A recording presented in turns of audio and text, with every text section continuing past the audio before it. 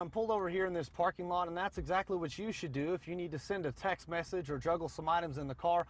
I spoke with Carolyn O'Brien earlier today of the Nebraska State Patrol, and she said distracted driving played a role in a fatal accident outside of Cozad recently involving the death of 16-year-old Anthony Hill. Good evening, Bridget and David. I'm here in Cozad where folks are remembering 16-year-old Anthony Hill, his mother Regina Hill, and his grandfather Dennis Alexander. Nebraska State Patrol says Anthony Hill was driving the Jeep when it lost control, crossed the median, and struck an oncoming vehicle. Well, Megan and Kent, we're about to find out what bubble ball is. I'm joined now by Andrew O'Neill, the president of the Student Council of St. Pat's, who kind of got the idea and the equipment, and how'd you think of all of it? The owner of Caravan Skate Shop says the suspect used this brick and jammed it through the bottom of the door multiple times to break in. Good evening, Kent. I'm here at the Sandhills Convention Center at the Quality Inn and Suites. I've got my Husker hat on, and come March 21st, this will be the place for Husker fans.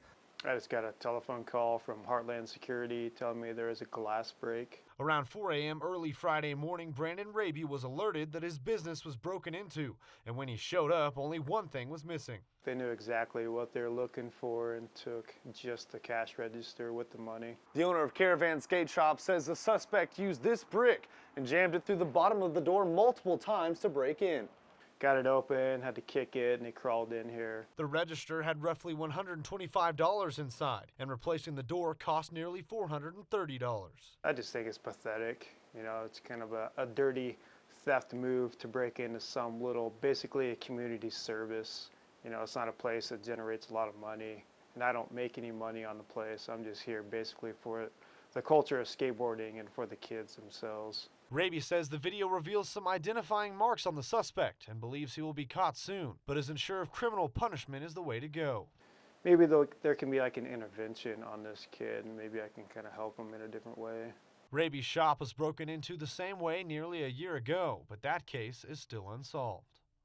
Good evening, Bridget and David. I'm here in Cozad where folks are remembering 16-year-old Anthony Hill, his mother Regina Hill, and his grandfather Dennis Alexander. Nebraska State Patrol says Anthony Hill was driving the Jeep when it lost control, crossed the median, and struck an oncoming vehicle.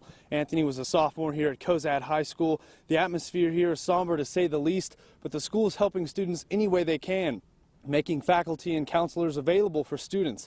Anthony was a good kid, the superintendent says, and he was about to start his first job at Burger King. I was shocked. I was this morning when I heard, because I hadn't really heard who it was. And then when I heard the name, I was just, you know, it's always shocking when a young kid gets killed, always. On the eve of the District G Championship tournament, hearing that two of your teammates are in jail isn't usually good news. But today, NPCC softball players Jessica Jarvis and Shelby Clark were behind bars for a class project. We know that our coach has some ties to the jail, so we're like, oh, see if you can hook us up. And we didn't know if she could, and she surprised us, so here we are. Are you nervous? Yeah, I'm so nervous. It'll be okay, though. We'll be good. It's a role reversal project for their human communication class. After being picked up on the NPCC South campus, they were taken to the Lincoln County Detention Center. Okay. Booked. I've never had this happen. First time. And cuffed. It's very uncomfortable. After processing, they got an inside look of several cells. It smells in here. And even what they would wear if they were a criminal. It's not And that's the toilet. That is... That's where you... Oh, it's... So there's...